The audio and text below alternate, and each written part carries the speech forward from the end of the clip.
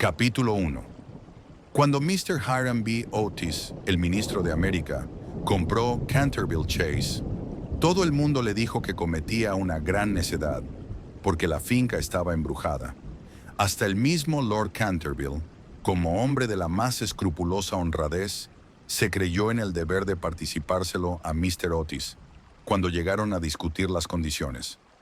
Nosotros mismos, dijo Lord Canterville, nos hemos resistido en absoluto a vivir en ese sitio desde la época en que mi tía abuela, la duquesa de Bolton, tuvo un desmayo, del que nunca se repuso por completo, motivado por el espanto que experimentó al sentir que dos manos de esqueleto se posaban sobre sus hombros, estando vistiéndose para cenar. Me creo en el deber de decirle, Mr. Otis, que el fantasma ha sido visto por varios miembros de mi familia, que viven actualmente, así como por el rector de la parroquia, el reverendo Augusto Dampier, agregado del King's College de Oxford. Después del trágico accidente ocurrido a la duquesa, ninguna de las doncellas quiso quedarse en casa, y Lady Canterville no pudo ya conciliar el sueño, a causa de los ruidos misteriosos que llegaban del corredor y de la biblioteca. «Mi lord», respondió el ministro, «adquiriré el inmueble y el fantasma bajo inventario. Llego de un país moderno en el que podemos tener todo cuanto el dinero es capaz de proporcionar, y esos mozos nuestros, jóvenes y avispados, que recorren de parte a parte el viejo continente, que se llevan los mejores actores de ustedes y sus mejores primadonas, estoy seguro de que si queda todavía un verdadero fantasma en Europa, vendrán a buscarlo enseguida para colocarlo en uno de nuestros museos públicos o para pasearle por los caminos como un fenómeno. El fantasma existe, me lo temo», dijo Lord Canterville sonriendo, «aunque quizás se resiste a las ofertas de los intrépidos empresarios de ustedes. Hace más de 3 siglos que se le conoce. Data con precisión de 1574 y no deja de mostrarse nunca cuando está a punto de ocurrir alguna defunción en la familia». «Bah, los médicos de cabecera hacen lo mismo, Lord Canterville. Amigo mío, un fantasma no puede existir, y no creo que las leyes de la naturaleza admitan excepciones en favor de la aristocracia inglesa. Realmente son ustedes muy naturales en América», dijo Lord Canterville, que no acababa de comprender la última observación de Mr. Otis.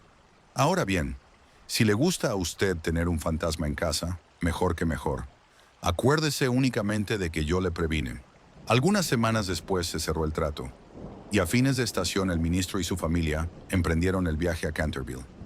Mistress Otis, que con el nombre de Miss Lucretia R. Tappan, de la calle West, había sido una ilustre beldad de Nueva York. Era todavía una mujer guapísima, de edad regular, con unos ojos hermosos y un perfil soberbio. Muchas damas americanas, cuando abandonan su país natal, adoptan aires de persona atacada de una enfermedad crónica, y se figuran que eso es uno de los sellos de distinción de Europa. Pero Mistress Otis no cayó nunca en ese error. Tenía una naturaleza magnífica y una abundancia extraordinaria de vitalidad. A decir verdad, era completamente inglesa bajo muchos aspectos, y hubiese podido citársela en buena lid para sostener la tesis de que lo tenemos todo en común con América hoy día, excepto la lengua, como es de suponer.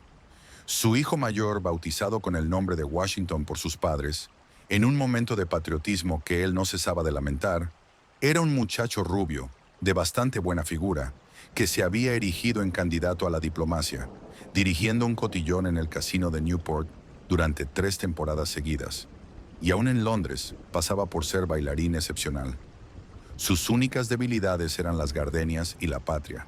Aparte de esto, era perfectamente sensato. Miss Virginia E. Otis era una muchachita de 15 años, esbelta y graciosa como un cervatillo, con un bonito aire de despreocupación en sus grandes ojos azules.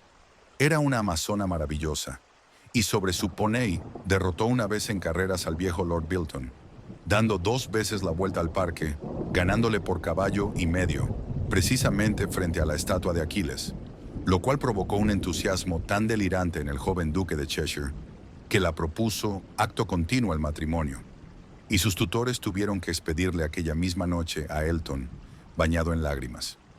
Después de Virginia venían 2 gemelos, conocidos de ordinario con el nombre de estrellas y bandas, porque se les encontraba siempre ostentándolas. Eran unos niños encantadores, y con el ministro, los únicos verdaderos republicanos de la familia. Como Canterville Chase está a 7 millas de Ascot, la estación más próxima, Mr. Otis telegrafió que fueran a buscarla en coche descubierto, y emprendieron la marcha en medio de la mayor alegría. Era una noche encantadora de julio, en que el aire estaba aromado de olor a pinos. De cuando en cuando oíase a una paloma arrullándose con su voz más dulce, o entreveíase, entre la maraña y el frufru de los helechos, la pechuga de oro bruñido de algún faisán. Ligeras ardillas los espiaban desde lo alto de las hayas a su paso. Unos conejos corrían como exhalaciones a través de los matorrales o sobre los collados herbosos, levantando su rabo blanco. Sin embargo, no bien entraron en la avenida de Canterville Chase, el cielo se cubrió repentinamente de nubes. Un extraño silencio pareció invadir toda la atmósfera. Una gran bandada de cornejas cruzó calladamente por encima de sus cabezas, y antes de que llegasen a la casa ya habían caído algunas gotas. En los escalones se hallaba para recibirles una vieja, pulcramente vestida de seda negra, con cofia y delantal blancos. Era Mistress Omni, el ama de gobierno que Mistress Otis, a vivos requerimientos de Lady Canterville, accedió a conservar en su puesto. Hizo una profunda reverencia a la familia cuando echaron pie a tierra, y dijo, con un singular acento de los buenos tiempos antiguos: «Les doy la bienvenida a Canterville Chase». La siguieron, atravesando un hermoso hall, de estilo Tudor, hasta la biblioteca, largo salón espacioso que terminaba en un ancho ventanal acristalado. Estaba preparado el té. Luego, una vez que se quitaron los trajes de viaje, sentáronse todos y se pusieron a curiosear en torno suyo, mientras Mistress Omni iba de un lado para el otro. De pronto la mirada de Mistress Otis cayó sobre una mancha de un rojo oscuro que había sobre el pavimento, precisamente al lado de la chimenea, y sin darse cuenta de sus palabras, dijo a Mistress Omni: «Veo que han vertido algo en ese sitio». «Sí, señora», contestó Mistress Omni en voz baja. «Ahí se ha vertido sangre». «Es espantoso», exclamó Mistress Otis. «No quiero manchas de sangre en un salón. Es preciso quitar eso inmediatamente». La vieja sonrió y con la misma voz baja y misteriosa respondió: «Es sangre de Lady Leonor de Canterville, que fue muerta en ese mismo sitio por su propio marido, Sir Simon de Canterville, en 1565. Sir Simon la sobrevivió 9 años, desapareciendo de repente en circunstancias misteriosísimas. Su cuerpo no se encontró nunca, pero su alma culpable sigue embrujando la casa. La mancha de sangre ha sido muy admirada por los turistas y por otras personas, pero quitarla, imposible». «Todo eso son tonterías», exclamó Washington Otis. «El producto quitamanchas, el limpiador incomparable del campeón Pinkerton, hará desaparecer eso en un abrir y cerrar de ojos». Y antes de que el ama de gobierno, aterrada, pudiera intervenir, ya se había arrodillado y frotaba vivamente el entarimado con una barrita de una sustancia parecida al cosmético negro. A los pocos instantes, la mancha había desaparecido sin dejar rastro. «Ya sabía yo que el Pinkerton la borraría», exclamó en tono triunfal, paseando una mirada circular sobre su familia, llena de admiración. Pero apenas había pronunciado esas palabras, cuando un relámpago formidable iluminó la estancia sombría, y el retumbar del trueno levantó a todos, menos a Mistress Omni, que se desmayó. «¡Qué clima más atroz!», dijo tranquilamente el ministro, encendiendo un largo veguero. «Creo que el país de los abuelos está tan lleno de gente que no hay buen tiempo bastante para todo el mundo. Siempre opiné que lo mejor que pueden hacer los ingleses es emigrar». «Querido Hiram», replicó Mr. Otis, «¿qué podemos hacer con una mujer que se desmaya? Descontaremos eso de su salario en caja. Así no se volverá a desmayar». En efecto, Mistress Omni no tardó en volver en sí. Sin embargo, veíase que estaba conmovida hondamente, y con voz solemne advirtió a Mistress Otis que debía esperarse algún disgusto en la casa. «Señores, he visto con mis propios ojos algunas cosas que pondrían los pelos de punta a cualquier cristiano, y durante noches y noches no he podido pegar los ojos a causa de los hechos terribles que pasaban. a pesar de lo cual Mr. Otis y su esposa aseguraron vivamente a la buena mujer que no tenían miedo ninguno de los fantasmas. La vieja ama de llaves, después de haber impetrado la bendición de la providencia sobre sus nuevos amos y de arreglárselas para que le aumentasen el salario, se retiró a su habitación renqueando. Capítulo 2. La tempestad se desencadenó durante toda la noche, pero no produjo nada extraño. Al día siguiente, por la mañana, cuando bajaron a almorzar, encontraron de nuevo la terrible mancha sobre el entarimado. «No creo que tenga la culpa el quitamanchas», dijo Washington, «pues lo he ensayado sobre toda clase de manchas. Debe de ser cosa del fantasma». En consecuencia, borró la mancha, después de frotar un poco. Al otro día, por la mañana, había reaparecido, y sin embargo, la biblioteca permanecía cerrada la noche anterior, llevándose la llave Mr. Otis. Desde entonces la familia empezó a interesarse por aquello. Mr. Otis se hallaba a punto de creer que había estado demasiado dogmático, negando la existencia de los fantasmas. Mr. Otis expresó su intención de afiliarse a la Sociedad Psíquica, y Washington preparó una larga carta a Mr. Myers y Putnam, basada en la persistencia de las manchas de sangre cuando provienen de un crimen. Aquella noche disipó todas las dudas sobre la existencia objetiva de los fantasmas. La familia había aprovechado la frescura de la tarde para dar un paseo en coche. Regresaron a las 9, tomando una ligera cena. La conversación no recayó ni un momento sobre los fantasmas, de manera que faltaban hasta las condiciones más elementales de espera y de receptibilidad que preceden tan a menudo a los fenómenos psíquicos. Los asuntos que discutieron, por lo que luego he sabido por Mistress Otis, fueron simplemente los habituales en la conversación de los americanos cultos que pertenecen a las clases elevadas, como por ejemplo, la inmensa superioridad de Miss Janie Davenport sobre Sarah Bernhardt como actriz, la dificultad para encontrar maíz verde, galletas de trigo sarraceno, aún en las mejores casas inglesas, la importancia de Boston en el desenvolvimiento del alma universal, las ventajas del sistema que consiste en anotar los equipajes de los viajeros y la dulzura del acento neoyorquino comparado con el dejo de Londres. No se trató para nada de lo sobrenatural, no se hizo ni la menor alusión indirecta a Sir Simon de Canterville. A las 11 la familia se retiró. A las 12:30 estaban apagadas todas las luces.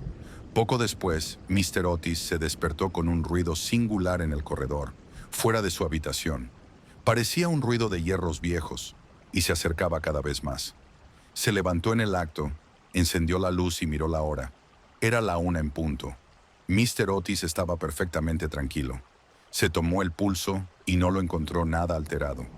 El ruido extraño continuaba, al mismo tiempo que se oía claramente el sonar de unos pasos. Mr. Otis se puso las zapatillas, tomó un frasquito alargado de su tocador y abrió la puerta. Y vio frente a él, en el pálido claro de luna, a un viejo de aspecto terrible. Sus ojos parecían carbones encendidos. Una larga cabellera gris caía en mechones revueltos sobre sus hombros. Sus ropas, de corte anticuado, estaban manchadas y en jirones. De sus muñecas y de sus tobillos colgaban unas pesadas cadenas y unos grilletes herrumbrosos. «Mi distinguido señor», dijo Mr. Otis, «permítame que le ruegue vivamente que se engrase esas cadenas. Le he traído para ello una botella del engrasador Tammany Sol Levante. Dicen que una sola untura es eficacísima, y en la etiqueta hay varios certificados de nuestros teólogos más ilustres, que dan fe de ello. Voy a dejársela aquí, al lado de las mecedoras, y tendré un verdadero placer en proporcionarle más, si así lo desea». Dicho lo cual, el ministro de los Estados Unidos dejó el frasquito sobre una mesa de mármol, cerró la puerta y se volvió a meter en la cama. El fantasma de Canterville permaneció algunos minutos inmóvil de indignación. Después tiró, lleno de rabia, el frasquito contra el suelo encerado y huyó por el corredor, lanzando gruñidos cavernosos y despidiendo una extraña luz verde. Sin embargo, cuando llegaba a la gran escalera de roble, se abrió de repente una puerta. Aparecieron dos siluetas infantiles, vestidas de blanco, y una voluminosa almohada le rozó la cabeza. Evidentemente, no había tiempo que perder. Así es que, utilizando como medio de fuga la cuarta dimensión del espacio, se desvaneció a través del estuco y la casa recobró su tranquilidad. Llegado a un cuartito secreto del ala izquierda, se adosó a un rayo de luna para tomar aliento y se puso a reflexionar para darse cuenta de su situación. Jamás en toda su brillante carrera, que duraba ya 300 años seguidos, fue injuriado tan groseramente. Se acordó de la duquesa viuda, en quien provocó una crisis de terror, estando mirándose al espejo, cubierta de brillantes y de encajes. De las 4 doncellas a quienes había enloquecido, produciéndoles convulsiones histéricas, solo con hacer las visajes entre las cortinas de una de las habitaciones destinadas a invitados.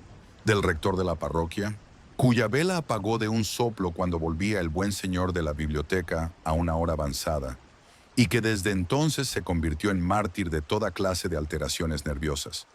De la vieja señora de Tremouillac, que, al despertarse a medianoche, le vio sentado en un sillón, al lado de la lumbre, en forma de esqueleto, entretenido en leer el diario que redactaba ella de su vida, y que de resultas de la impresión tuvo que guardar cama durante 6 meses, víctima de un ataque cerebral.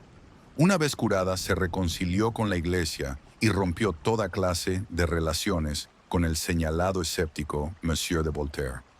Recordó igualmente la noche terrible en que el bribón de Lord Canterville fue hallado agonizante en su tocador, con una sota de espadas hundida en la garganta, viéndose obligado a confesar que por medio de aquella carta había timado la suma de 10,000 libras a Carlos Foss en casa de Crookford. Y juraba que aquella carta se la hizo tragar el fantasma. Todas sus grandes hazañas le volvían a la mente.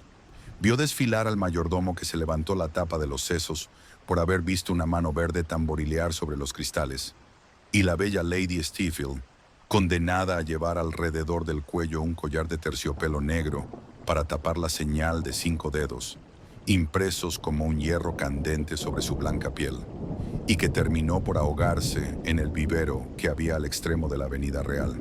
Y, lleno del entusiasmo ególatra del verdadero artista, pasó revista a sus creaciones más célebres.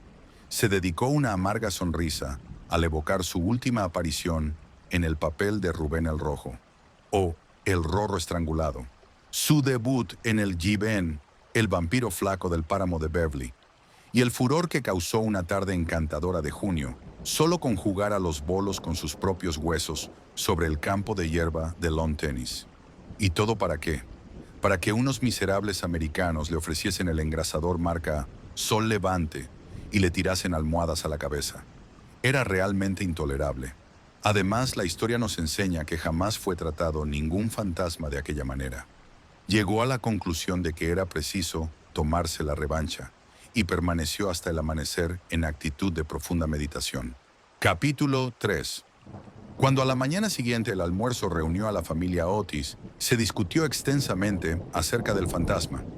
El ministro de los Estados Unidos estaba, como era natural, un poco ofendido viendo que su ofrecimiento no había sido aceptado. No quisiera en modo alguno injuriar personalmente al fantasma, dijo.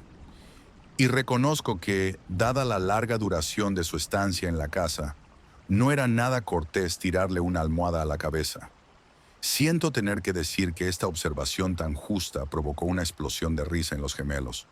Pero, por otro lado, prosiguió Mr. Otis, si se empeña, sin más ni más, en no hacer uso del engrasador marca Sol Levante, nos veremos precisados a quitarle las cadenas. No habría manera de dormir con todo ese ruido a la puerta de las alcobas. Pero, sin embargo, en el resto de la semana no fueron molestados. Lo único que les llamó la atención fue la reaparición continua de la mancha de sangre sobre el parquet de la biblioteca.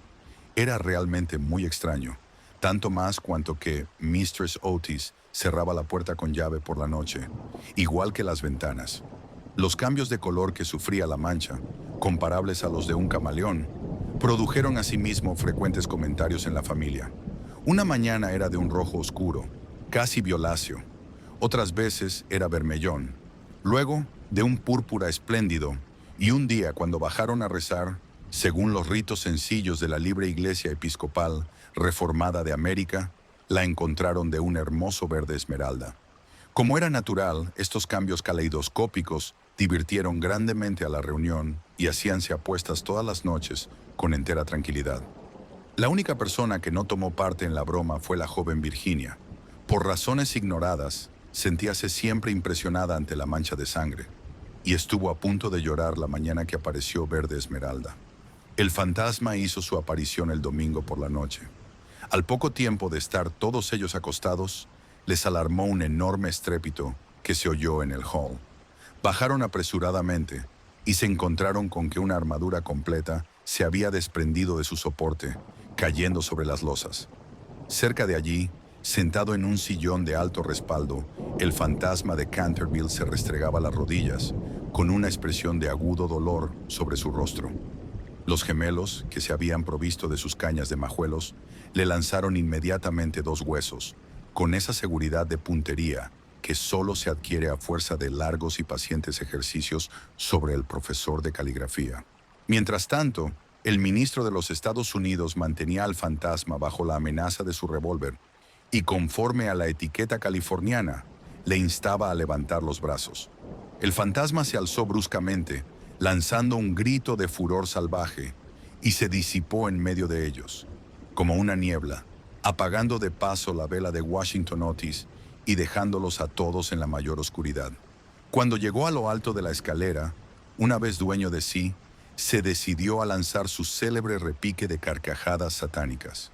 Contaba la gente que aquello hizo encanecer en una sola noche el peluquín de Lord Raker, y que no necesitaron más de 3 sucesivas amas de gobierno para decidirse a dimitir antes de terminar el primer mes en su cargo. Por consiguiente, lanzó una carcajada más horrible, despertando paulatinamente los ecos en las antiguas bóvedas. Pero apagados estos, se abrió una puerta y apareció, vestida de azul claro, Mistress Otis. «Me temo», dijo la dama, «que esté usted indispuesto, y aquí le traigo un frasco de la tintura del doctor Dobell. Si se trata de una indigestión, esto le sentará bien». El fantasma la miró con ojos llameantes de furor y se creyó en el deber de metamorfosearse en un gran perro negro. Era un truco que le había dado una reputación merecidísima y al cual atribuía la idiotez incurable del tío de Lord Canterville, el honorable Thomas Horton. Pero un ruido de pasos que se acercaban le hizo vacilar en su cruel determinación, y se contentó con volverse un poco fosforescente. Enseguida se desvaneció, después de lanzar un gemido sepulcral, porque los gemelos iban a darle alcance. Una vez en su habitación sintióse destrozado, presa de la agitación más violenta. La ordinariez de los gemelos, el grosero materialismo de Mistress Otis, todo aquello resultaba realmente vejatorio. Pero lo que más le humillaba era no tener ya fuerzas para llevar una armadura. Contaba con hacer impresión aún en unos americanos modernos, con hacerles estremecer a la vista de un espectro acorazado, ya que no por motivos razonables, al menos por deferencia hacia su poeta nacional Longfellow, cuyas poesías, delicadas y atrayentes, habíanle ayudado con frecuencia a matar el tiempo, mientras los Canterville estaban en Londres. Además, era su propia armadura. La llevó con éxito en el torneo de Kenilworth, siendo felicitado calurosamente por la reina virgen en persona. Pero cuando quiso ponérsela, quedó aplastado por completo con el peso de la enorme coraza y del yelmo de acero, y se desplomó pesadamente sobre las losas de piedra, despellejándose las rodillas y contusionándose la muñeca derecha. Durante varios días estuvo malísimo, y no pudo salir de su morada más que lo necesario para mantener en buen estado la mancha de sangre.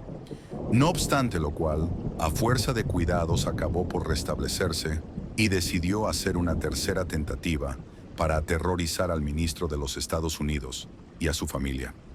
Eligió para su reaparición en escena el viernes de agosto, consagrando gran parte del día a pasar revista a sus trajes.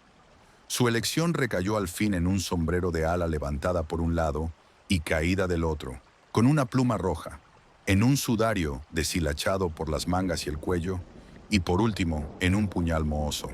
Al atardecer estalló una gran tormenta. El viento era tan fuerte que sacudía y cerraba violentamente las puertas y ventanas de la vetusta casa. Realmente aquel era el tiempo que le convenía. He aquí lo que pensaba hacer.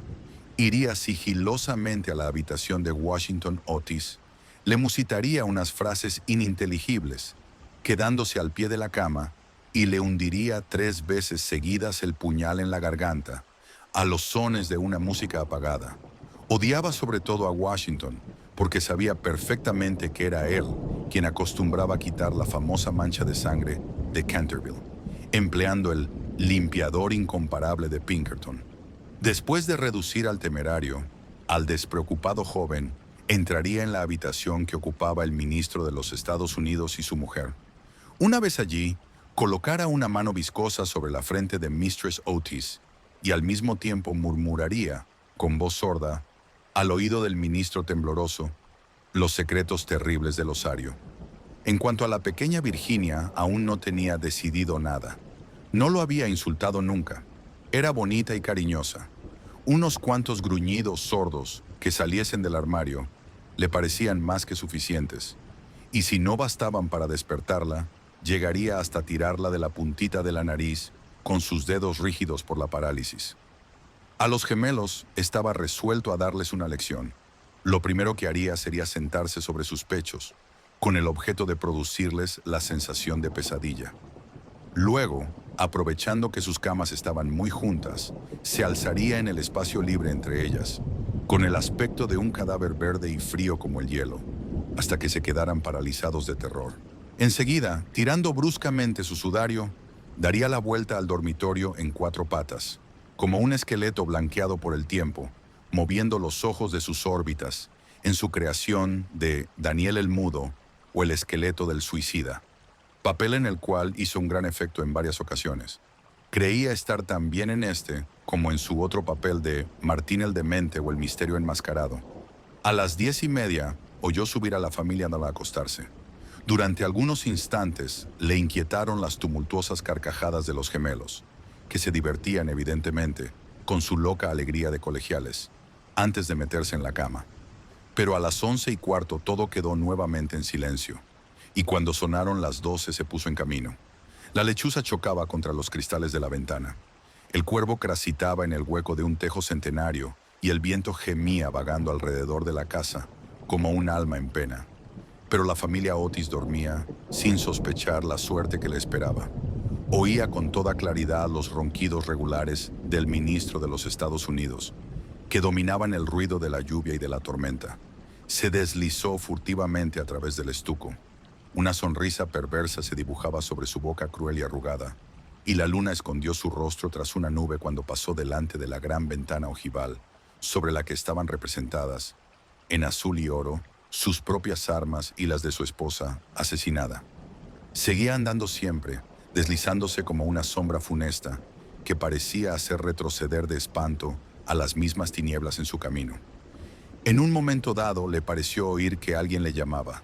Se detuvo, pero era tan solo un perro que ladraba en la granja roja. Prosiguió su marcha, refunfuñando extraños juramentos del siglo XVI y blandiendo de cuando en cuando el puñal enmohecido en el aire de medianoche. Por fin llegó a la esquina del pasillo que conducía a la habitación de Washington. Allí hizo una breve parada.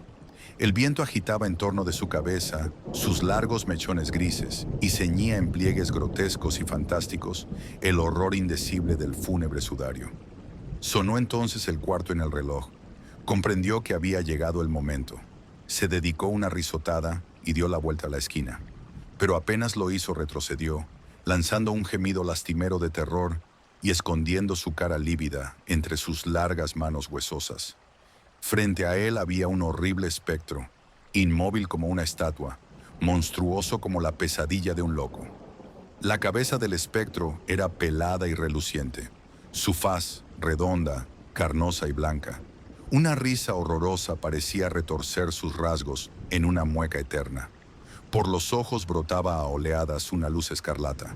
La boca tenía el aspecto de un ancho pozo de fuego, y una vestidura horrible como la de él, como la del mismo Simón, envolvía con su nieve silenciosa aquella forma gigantesca. Sobre el pecho tenía colgado un cartel con una inscripción en caracteres extraños y antiguos. Quizá era un rótulo infamante, donde estaban escritos delitos espantosos, una terrible lista de crímenes. Tenía, por último, en su mano derecha una cimitarra de acero resplandeciente. Como no había visto nunca fantasmas hasta aquel día, Sintió un pánico terrible, y después de lanzar a toda prisa una segunda mirada sobre el monstruo atroz, regresó a su habitación, trompicando en el sudario que le envolvía. Cruzó la galería corriendo y acabó por dejar caer el puñal enmohecido en las botas de montar del ministro, donde lo encontró el mayordomo al día siguiente. Una vez refugiado en su retiro, se desplomó sobre un reducido catre de tijera, tapándose la cabeza con las sábanas. Pero, al cabo de un momento, el valor indomable de los antiguos Canterville se despertó en él y tomó la resolución de hablar al otro fantasma en cuanto amaneciese. Por consiguiente, no bien el alba plateó las colinas con su contacto, volvió al sitio en que había visto por primera vez al horroroso fantasma. Pensaba que, después de todo, dos fantasmas valían más que uno solo, y que con ayuda de su nuevo amigo podría contender victoriosamente con los gemelos. Pero cuando llegó al sitio, hallóse en presencia de un espectáculo terrible. Sucedíale algo indudablemente al espectro, porque la luz había desaparecido por completo de sus órbitas. La cimitarra centelleante se había caído de su mano y estaba recostado sobre la pared en una actitud forzada e incómoda. Simón se precipitó hacia adelante y lo cogió en sus brazos. Pero ¿cuál no sería su terror viendo despegarse la cabeza y rodar por el suelo, mientras el cuerpo tomaba la posición supina, y notó que abrazaba una cortina blanca de lienzo grueso y que yacían a sus pies una escoba, un machete de cocina y una calabaza vacía? Sin poder comprender aquella curiosa transformación, cogió con mano febril el cartel, leyendo a la claridad grisácea de la mañana estas palabras terribles. He aquí el fantasma Otis, el único espíritu, auténtico y verdadero. Desconfiad de las imitaciones. Todos los demás están falsificados. Y la entera verdad se le apareció como un relámpago. Había sido burlado, chasqueado, engañado.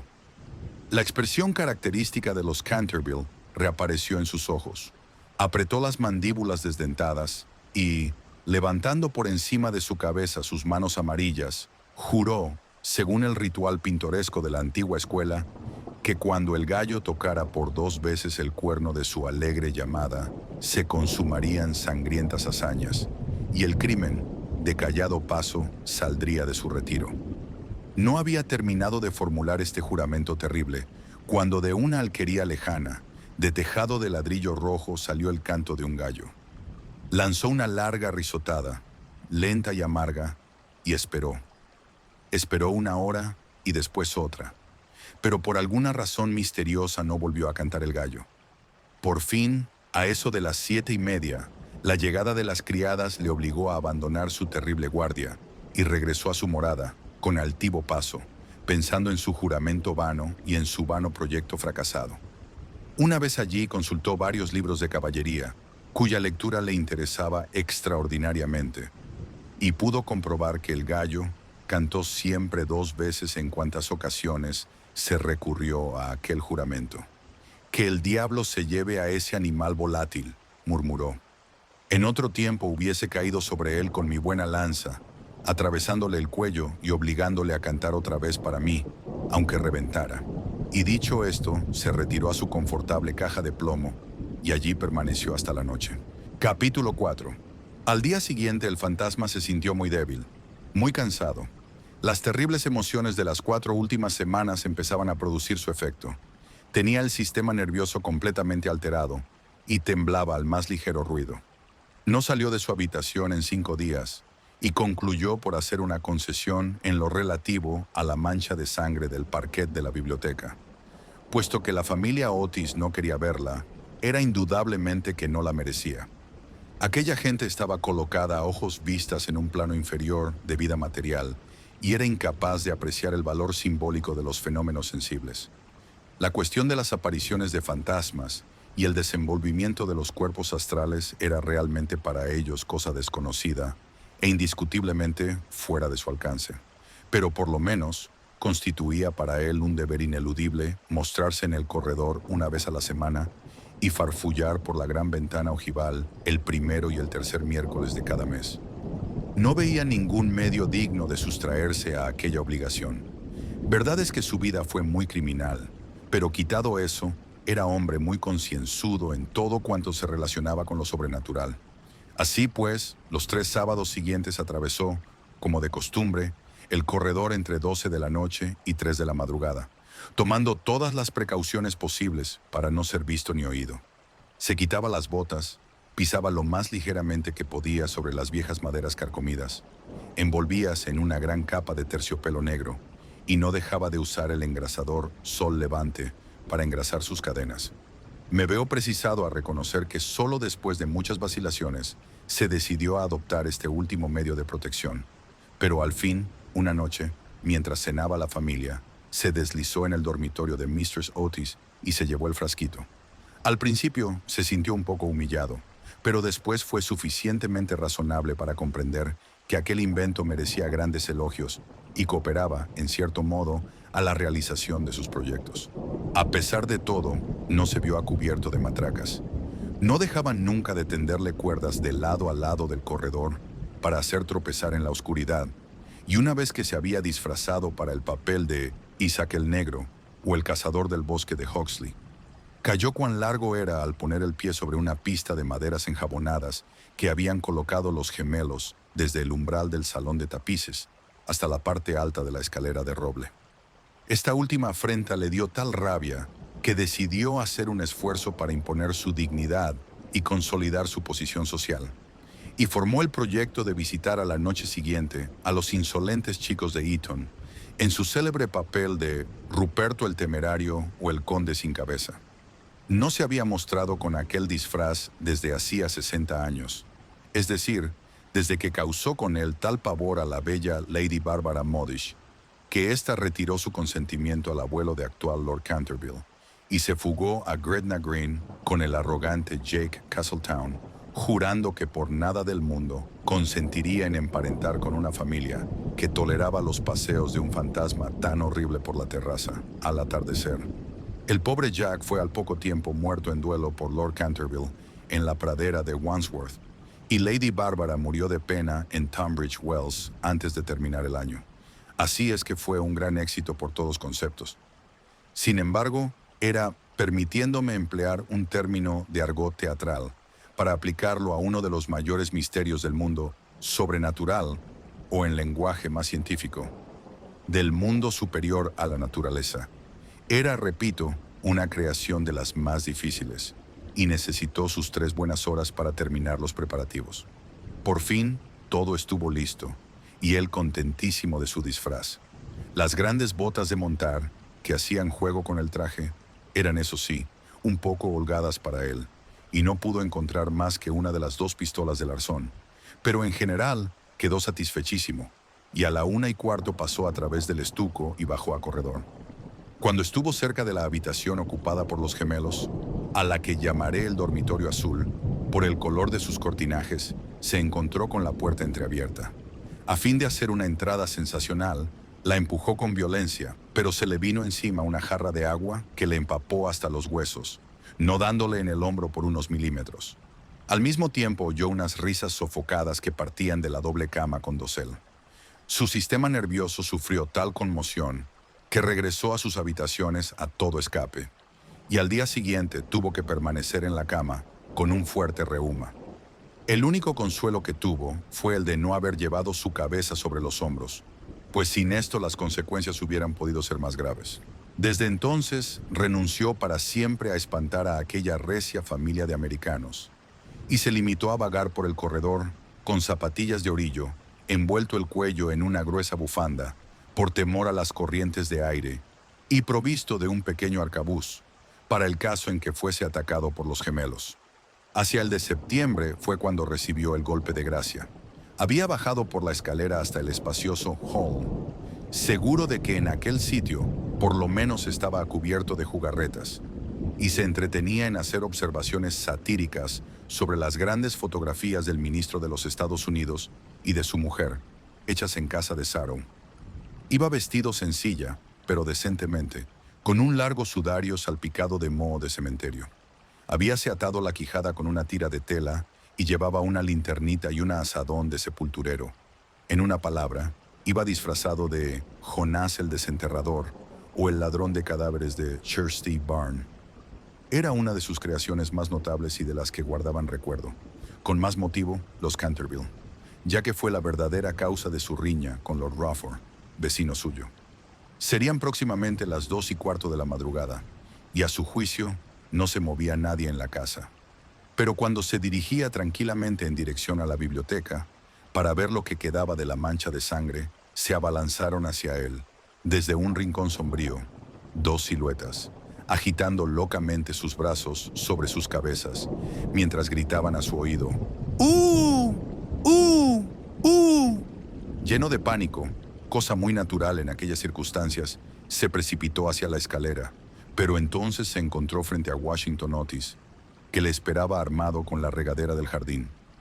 De tal modo que, cercado por sus enemigos, casi acorralado, tuvo que evaporarse en la gran estufa de hierro colado, que, afortunadamente para él, no estaba encendida, y abrirse paso hasta sus habitaciones por entre tubos y chimeneas, llegando a su refugio en el tremendo estado en que lo pusieron la agitación, el hollín y la desesperación.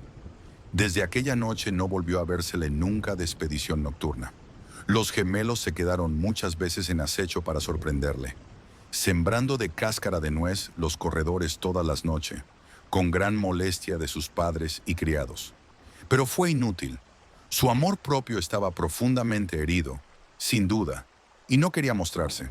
En vista de ello, Mr. Otis se puso a trabajar en su gran obra sobre la historia del Partido Demócrata, obra que había empezado 3 años antes. Mistress Otis organizó un clam bake extraordinario, del que se habló en toda la comarca. Los niños se dedicaron a jugar a la barra, al écarté, al póker y a otras diversiones nacionales de América. Virginia dio paseos a caballo por las carreteras, en compañía del duquesito de Cheshire, que se hallaba en Canterville pasando su última semana de vacaciones. Todo el mundo se figuraba que el fantasma había desaparecido, hasta el punto de que Mr. Otis escribió una carta a Lord Canterville para comunicárselo, y recibió en contestación otra carta en la que éste le testimoniaba el placer que le producía la noticia y enviaba sus más sinceras felicitaciones a la digna esposa del ministro. Pero los Otis se equivocaban. El fantasma seguía en la casa, y aunque se hallaba muy delicado, no estaba dispuesto a retirarse, sobre todo después de saber que figuraba entre los invitados el duquesito de Cheshire, cuyo tío, Lord Francis Stelton, apostó una vez con el coronel Carberry a que jugaría a los dados con el fantasma de Canterville.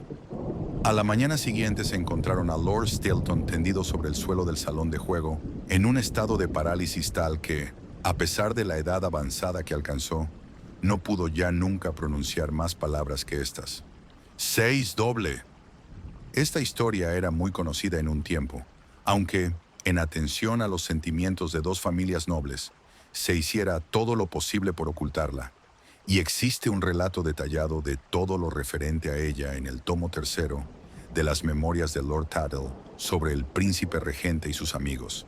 Desde entonces, el fantasma deseaba vivamente probar que no había perdido su influencia sobre los Stilton, con los que además estaba emparentado por matrimonio, pues una prima suya se casó en segundas nupcias con el señor Bulkley, del que descienden en línea directa, como todo el mundo sabe, los duques de Cheshire. Por consiguiente, hizo sus preparativos para mostrarse al pequeño enamorado de Virginia en su famoso papel de fraile vampiro o el benedictino desangrado. Era un espectáculo espantoso que cuando la vieja Lady Strawberry se lo vio representar, es decir, en víspera del Año Nuevo empezó a lanzar chillidos agudos, que tuvieron por resultado un fuerte ataque de apoplejía y su fallecimiento al cabo de 3 días, no sin que desheredara antes a los Canterville y legase todo su dinero a su farmacéutico en Londres.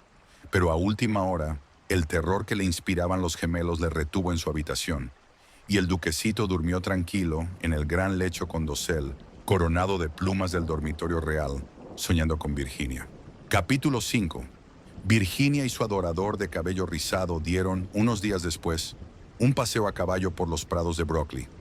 Paseo en el que ella desgarró su vestido de amazona al saltar un seto, de tal manera que, de vuelta a su casa, entró por la escalera de detrás para que no la viesen.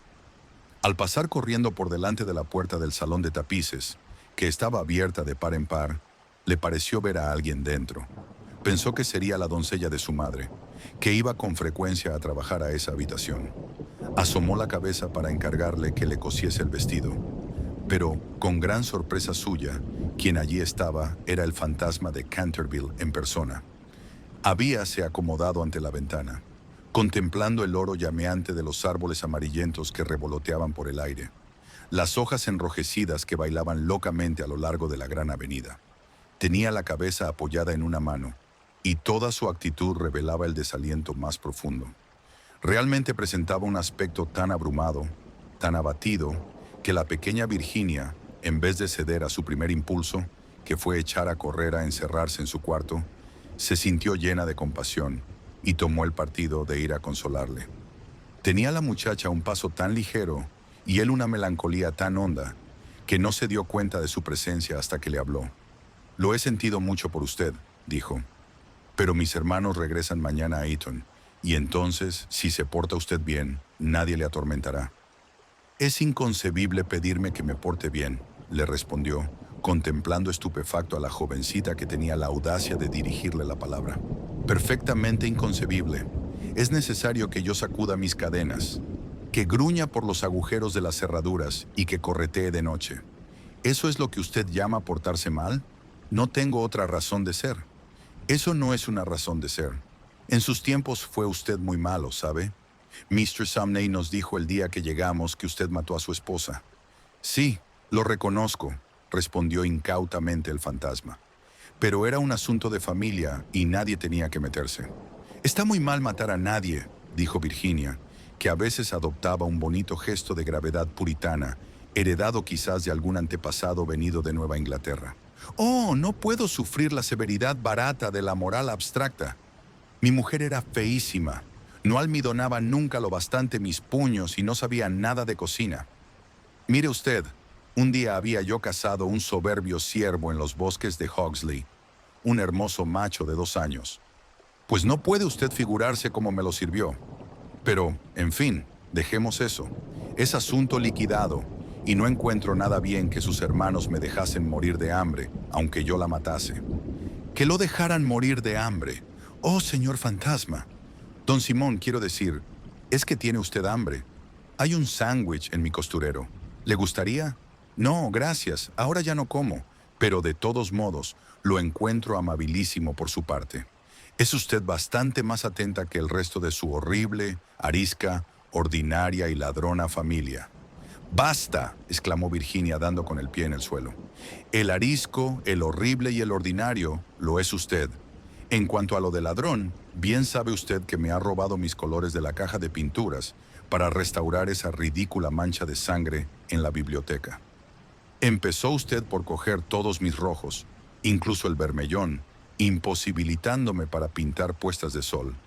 Después agarró usted el verde esmeralda y el amarillo cromo, y finalmente solo me queda el añil y el blanco. Así es que ahora no puedo hacer más que claros de luna, que da grima ver, e incomodísimos, además de colorear. Y no le he acusado, aún estando fastidiada y a pesar de que todas esas cosas son completamente ridículas. ¿Se ha visto alguna vez sangre color verde esmeralda?» «Vamos a ver», dijo el fantasma, con cierta dulzura. «¿Y qué iba yo a hacer? Es dificilísimo en los tiempos actuales agenciarse sangre de verdad. Y ya que su hermano empezó con su quitamanchas incomparable, no veo por qué no iba yo a emplear los colores de usted para resistir. En cuanto al tono, es cuestión de gusto. Así, por ejemplo, los Canterville tienen sangre azul, la sangre más azul que existe en Inglaterra. Aunque ya sé que ustedes los americanos no hacen el menor caso de esas cosas. No sabe usted nada, y lo mejor que puede hacer es emigrar, y así se formará idea de algo.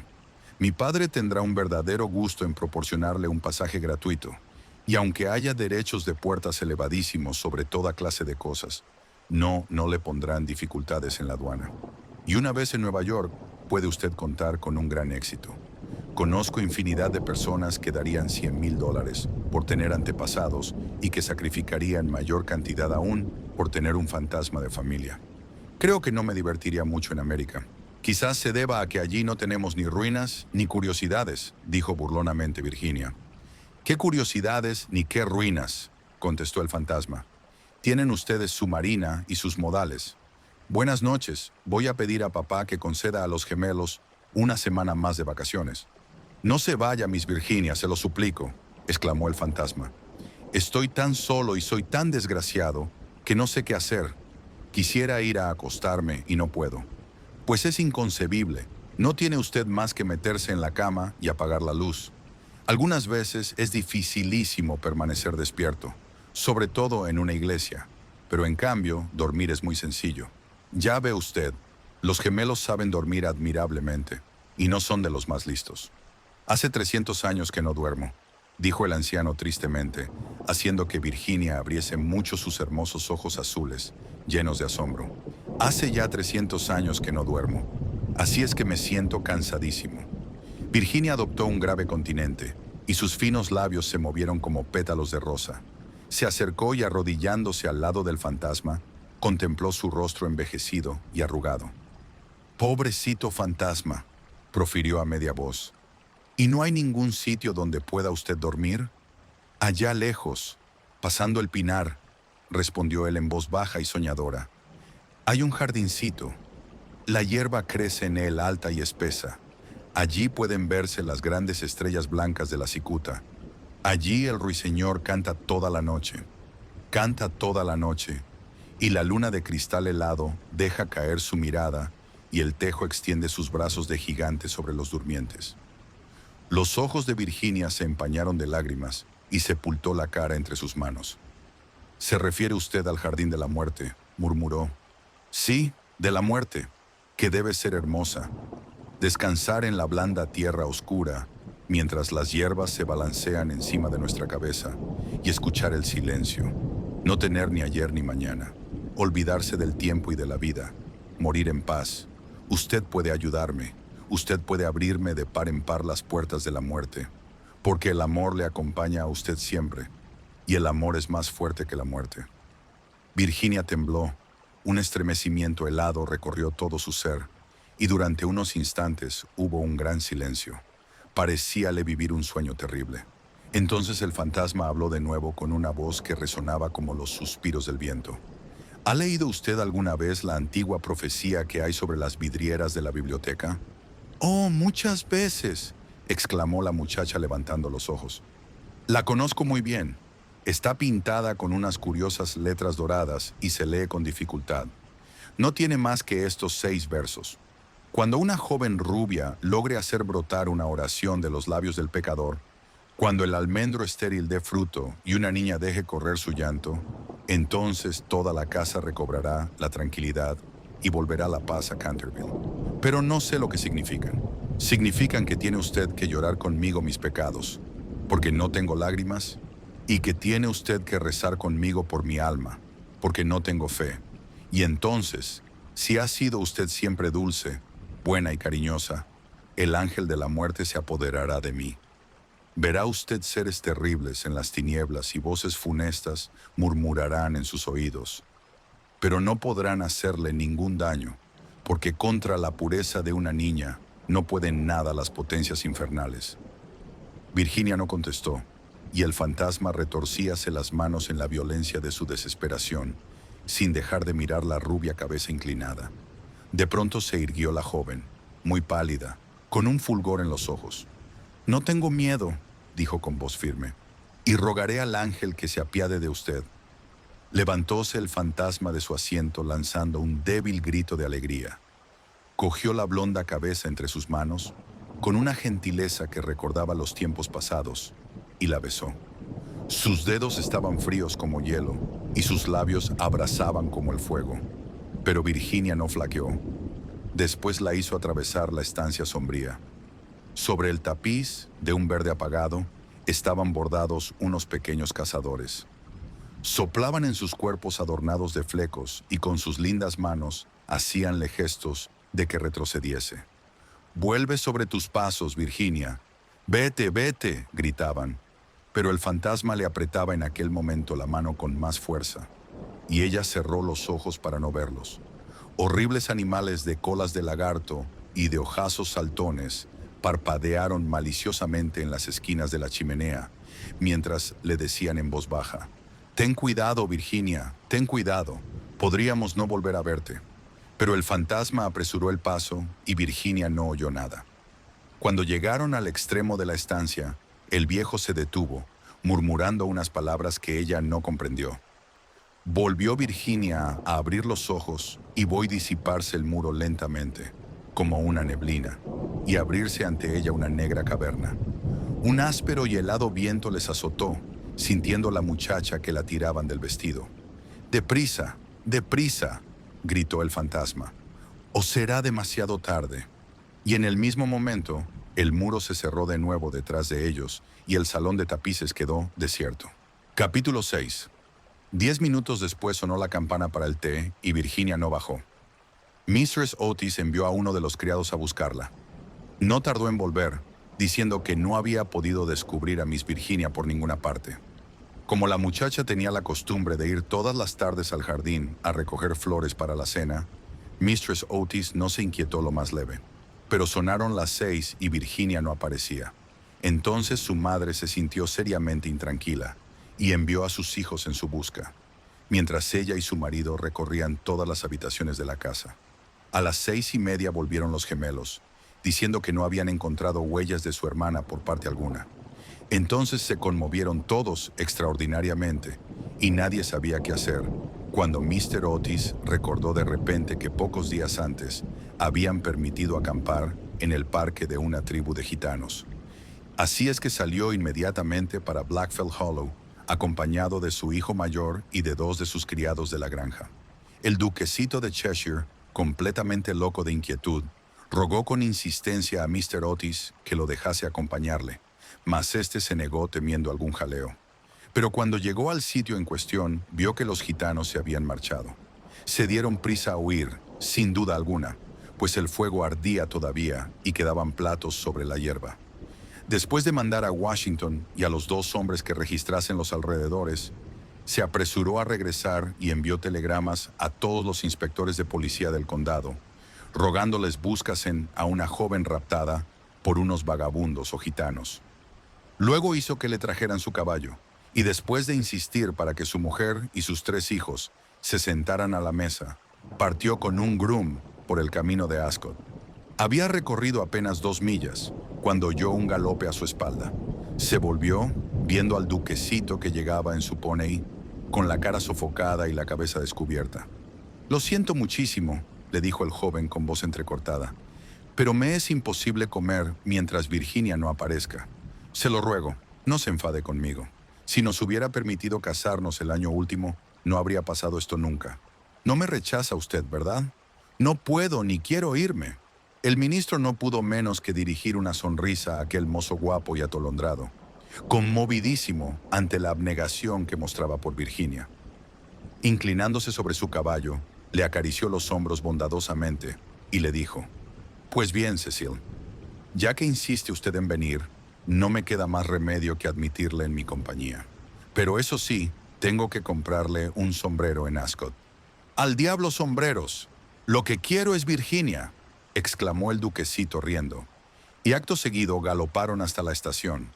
Una vez allí, Mr. Otis preguntó al jefe si no habían visto en el andén de salida a una joven cuyas señas correspondiesen con las de Virginia, pero no averiguó nada sobre ella. No obstante lo cual, el jefe de la estación expidió telegramas a las estaciones del trayecto, ascendentes y descendentes, y le prometió ejercer una vigilancia minuciosa. Enseguida, después de comprar un sombrero para el duquesito en una tienda de novedades que se disponía a cerrar, Mr. Otis cabalgó hasta Bexley, pueblo situado 4 millas más allá, y que, según le dijeron, era muy frecuentado por los gitanos. Hicieron levantarse al guarda rural, pero no pudieron conseguir ningún dato de él. Así es que, después de atravesar la plaza, los 2 jinetes tomaron otra vez el camino de casa, llegando a Canterville a eso de las 11, rendidos de cansancio y con el corazón desgarrado por la inquietud. Se encontraron allí con Washington y los gemelos, esperándolos a la puerta con linternas, porque la avenida estaba muy oscura. No se había descubierto la menor señal de Virginia. Los gitanos fueron alcanzados en el prado de Brockley, pero no estaba la joven entre ellos. Explicaron la prisa de su marcha diciendo que habían equivocado el día en que debía celebrarse la feria de Chorlton y que el temor de llegar demasiado tarde les obligó a darse prisa. Además, parecieron desconsolados por la desaparición de Virginia, pues estaban agradecidísimos a Mr. Otis por haberles permitido acampar en su parque.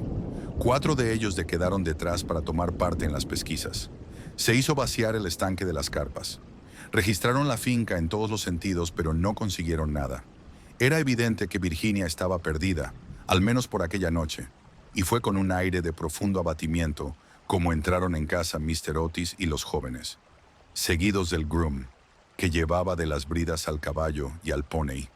En el hall encontráronse con el grupo de criados, llenos de terror. La pobre Mistress Otis estaba tumbada sobre un sofá de la biblioteca, casi loca de espanto y de ansiedad, y la vieja ama de gobierno le humedecía la frente con agua de colonia.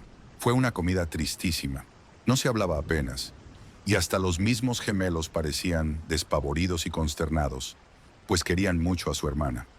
Cuando terminaron, Mr. Otis, a pesar de los ruegos del duquesito, mandó que todo el mundo se acostase, ya que no podía hacer cosa alguna aquella noche. Al día siguiente telegrafiaría a Scotland Yard para que pusieran inmediatamente varios detectives a su disposición. Pero he aquí que en el preciso momento en que salían del comedor, sonaron las 12 en reloj de la torre. Apenas acababan de extinguirse las vibraciones de la última campanada, cuando oyóse un crujido acompañado de un grito penetrante. Un trueno formidable bamboleó la casa. Una melodía, que no tenía nada de terrenal, flotó en el aire. Un lienzo de la pared se despegó bruscamente en lo alto de la escalera, y sobre el rellano, muy pálida, casi blanca, apareció Virginia, llevando en la mano una cajita. Inmediatamente se precipitaron todos hacia ella. Mistress Otis la estrechó apasionadamente contra su corazón. El duquesito casi la ahogó con la violencia de sus besos, y los gemelos ejecutaron una danza de guerra salvaje alrededor del grupo. «¡Ah, hija mía! ¿Dónde te habías metido?», dijo Mr. Otis, bastante enfadado, creyendo que les había querido dar una broma a todos ellos. «Cecil y yo hemos registrado toda la comarca en busca tuya, y tu madre ha estado a punto de morirse de espanto. No vuelvas a dar bromitas de ese género a nadie». «Menos al fantasma, gritaron los gemelos, continuando sus cabriolas. «Hija mía querida, gracias a Dios que te hemos encontrado. Ya no nos volveremos a separar», murmuraba Mistress Otis, besando a la muchacha, toda trémula y acariciando sus cabellos de oro, que se desparramaban sobre sus hombros. «Papá», dijo dulcemente Virginia, «estaba con el fantasma. Ha muerto ya. Es preciso que vayáis a verle. Fue muy malo, pero se ha arrepentido sinceramente de todo lo que había hecho, y antes de morir me ha dado esta caja de hermosas joyas». Toda la familia la contempló muda y aterrada, pero ella tenía un aire muy solemne y muy serio.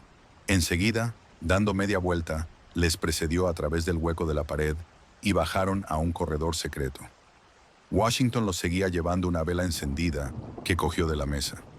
Por fin, llegaron a una gran puerta de roble erizada de recios clavos. Virginia la tocó, y entonces la puerta giró sobre sus goznes enormes y se hallaron en una habitación estrecha y baja, con el techo abovedado y que tenía una ventanita. Junto a una gran argolla de hierro empotrada en el muro, con la cual estaba encadenado, veíase un largo esqueleto, extendido cuán largo era sobre las losas. Parecía estirar sus dedos descarnados, como intentando llegar a un plato y a un cántaro, de forma antigua, colocados de tal forma que no pudiese alcanzarlos. El cántaro había estado lleno de agua, indudablemente, pues tenía su interior tapizado de moho verde. Sobre el plato no quedaba más que un montón de polvo. Virginia se arrodilló junto al esqueleto y, uniendo sus manitas, se puso a rezar en silencio, mientras la familia contemplaba con asombro la horrible tragedia cuyo secreto acababa de ser revelado. «¡Atisa!», exclamó de pronto uno de los gemelos, que había ido a mirar por la ventanita, queriendo adivinar de qué lado del edificio caía aquella habitación. «¡Atisa! El antiguo almendro que estaba seco ha florecido. Se ven admirablemente las hojas a la luz de la luna». «Dios le ha perdonado», dijo gravemente Virginia levantándose. y un magnífico resplandor parecía iluminar su rostro. «¡Eres un ángel!», exclamó el duquesito, ciñéndole el cuello con sus brazos y besándola. Capítulo 7. 4 días después de estos curiosos sucesos, a eso de las 11 de la noche, salía un fúnebre cortejo de Canterville House. El carro iba arrastrado por 8 caballos negros, cada uno de los cuales llevaba adornada la cabeza con un gran penacho de plumas de avestruz que se balanceaban. La caja, de plomo, iba cubierta con un rico paño de púrpura, sobre el cual estaban bordadas en oro las armas de los Canterville. A cada lado del carro y de los coches marchaban los criados llevando antorchas encendidas. Toda aquella comitiva tenía un aspecto grandioso e impresionante. Lord Canterville presidía el duelo. Había venido del país de Gales expresamente para asistir al entierro y ocupaba el primer coche con la pequeña Virginia. Después iban el ministro de los Estados Unidos y su esposa, y detrás Washington y los 2 muchachos. En el último coche iba Mistress Omni. Todo el mundo convino en que, después de haber sido atemorizada por el fantasma por espacio de más de 50 años, tenía realmente derecho de verle desaparecer para siempre. Cavaron una profunda fosa en un rincón del cementerio, precisamente bajo el tejo centenario, y dijo las últimas oraciones, del modo más patético, el reverendo Augusto Dampier. Luego, al bajar la caja a la fosa, Virginia se adelantó, colocando encima de ella una gran cruz hecha con flores de almendro, blancas y rojas. En aquel momento salió la luna de detrás de una nube e inundó el cementerio con sus silenciosas oleadas de plata, y de un bosquecillo cercano se elevó el canto de un ruiseñor. Virginia recordó la descripción que le hizo el fantasma del Jardín de la Muerte. Sus ojos se llenaron de lágrimas y apenas pronunció una palabra durante el regreso. A la mañana siguiente, antes que Lord Canterville partiese para la ciudad, Mistress Otis conferenció con él respecto de las joyas entregadas por el fantasma a Virginia. Eran soberbias, magníficas.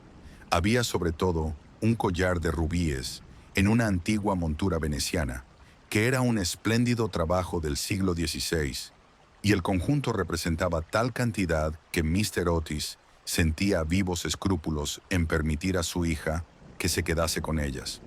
«Milord», dijo el ministro, «sé que en este país se aplica la mano muerta lo mismo a los objetos menudos que a las tierras, y es evidente, evidentísimo para mí, que estas joyas deben quedar en poder de usted como legado de familia.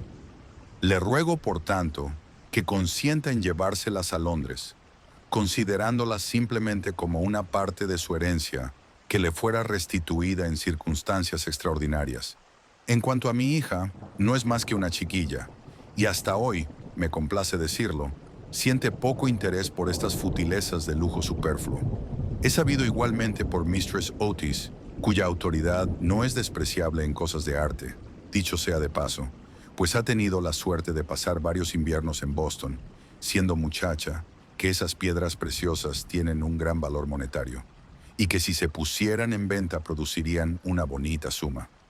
En estas circunstancias, Lord Canterville, reconocerá usted, indudablemente, que no puedo permitir que queden en manos de ningún miembro de la familia. Además de que todos esos bibelots y todos esos juguetes, por muy apreciados y necesitados que sean a la dignidad de la aristocracia británica, estarían fuera de lugar entre personas educadas según los severos principios, pudiera decirse, de la sencillez republicana. Quizá me atrevería a asegurar que Virginia tiene gran interés en que la deje usted la cajita que encierra esas joyas, en recuerdo de las locuras y el infortunio del antepasado. Y como esa caja está muy vieja y, por consiguiente, deterioradísima, quizá encuentre usted razonable acoger favorablemente su petición. En cuanto a mí, confieso que me sorprende grandemente ver a uno de mis hijos demostrar interés por una cosa de la Edad Media, y la única explicación que le encuentro es que Virginia nació en un barrio de Londres, al poco tiempo de regresar Mistress Otis de una excursión a Atenas. Lord Canterville escuchó imperturbable el discurso del digno ministro, atusándose de cuando en cuando su bigote gris, para ocultar una sonrisa involuntaria. Una vez que hubo terminado Mr. Otis, le estrechó cordialmente la mano y contestó: Mi querido amigo, su encantadora hijita ha prestado un servicio importantísimo a mi desgraciado antecesor. Mi familia y yo la estamos reconocidísimos por su maravilloso valor y por la sangre fría que ha demostrado. Las joyas le pertenecen, sin duda alguna, y creo, a fe mía, que si tuviese yo la suficiente insensibilidad para quitárselas, el viejo tunante saldría de su tumba al cabo de 15 días para infernarme la vida. En cuanto a que sean joyas de familia, no podrían serlo sino después de estar especificadas como tales en un testamento, en forma legal, y la existencia de estas joyas permaneció siempre ignorada. Le aseguro que son tan mías como de su mayordomo. Cuando Miss Virginia sea mayor, sospecho que le encantará tener cosas tan lindas que llevar. Además, Mr. Otis, olvida usted que adquirió usted el inmueble y el fantasma bajo inventario, de modo que todo lo que pertenece al fantasma le pertenece a usted. A pesar de las pruebas de actividad que ha dado Sir Simon por el corredor, no por eso deja de estar menos muerto, desde el punto de vista legal, y su compra le hace a usted dueño de lo que le pertenecía a él. Mr. Otis se quedó muy preocupado ante la negativa de Lord Canterville y le rogó que reflexionara nuevamente su decisión. Pero el excelente par se mantuvo firme y terminó por convencer al ministro de que aceptase el regalo del fantasma. Cuando, en la primavera de la duquesita de Cheshire, fue presentada por primera vez en la recepción de la reina, con motivo de su casamiento, sus joyas fueron motivo de general admiración, porque Virginia fue agraciada con el tortiel o lambrequín de baronía, que se otorga como recompensa a todas las americanitas juiciosas, y se casó con su novio en cuanto éste tuvo edad para ello. Eran ambos tan agradables y se amaban de tal modo que a todo el mundo le encantó ese matrimonio, menos a la vieja marquesa de Dumbleton, que venía haciendo todo lo posible por atrapar al duquesito y casarle con una de sus 7 hijas. Para conseguirlo dio lo menos 3 grandes comidas costosísimas. Cosa rara, Mr. Otis sentía una gran simpatía personal por el duquesito, pero teóricamente era enemigo del particularismo, y según sus propias palabras, era de temer que, entre las influencias debilitantes de una aristocracia ávida de placer, fueran olvidados por Virginia los verdaderos principios de la sencillez republicana. Pero nadie hizo caso de sus observaciones, y cuando avanzó por la nave lateral de la iglesia de San Jorge, en Hanover Square, llevando a su hija del brazo, no había hombre más orgulloso en toda Inglaterra. Después de la luna de miel, el duque y la duquesa regresaron a Canterville Chase, y al día siguiente de su llegada, por la tarde, fueron a dar una vuelta por el cementerio solitario próximo al Pinar. Al principio le preocupó mucho lo relativo a la inscripción que debía grabarse sobre la losa fúnebre de Sir Simon, pero concluyeron por decidir que se pondrían simplemente las iniciales del viejo gentilhombre y los versos escritos en la ventana de la biblioteca. La duquesa llevaba unas rosas magníficas que desparramó sobre la tumba. Después de permanecer allí un rato, pasaron por las ruinas del claustro de la antigua abadía. La duquesa se sentó sobre una columna caída, mientras su marido, recostado a sus pies y fumando un cigarrillo, contemplaba sus lindos ojos. De pronto tiró el cigarrillo y tomándole una mano le dijo: «Virginia, una mujer no debe tener secretos con su marido». «Y no los tengo, querido Cecil». «Sí los tienes», respondió sonriendo. «No me has dicho nunca lo que sucedió mientras estuviste encerrada con el fantasma».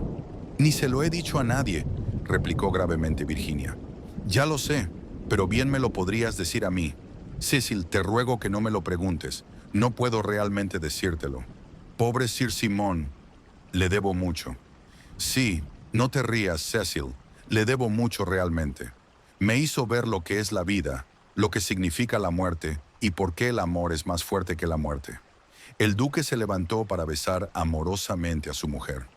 «Puedes guardar tu secreto mientras yo posea tu corazón», dijo a media voz. «Siempre fue tuyo. Y se lo dirás algún día a nuestros hijos, ¿verdad?». Virginia se ruborizó.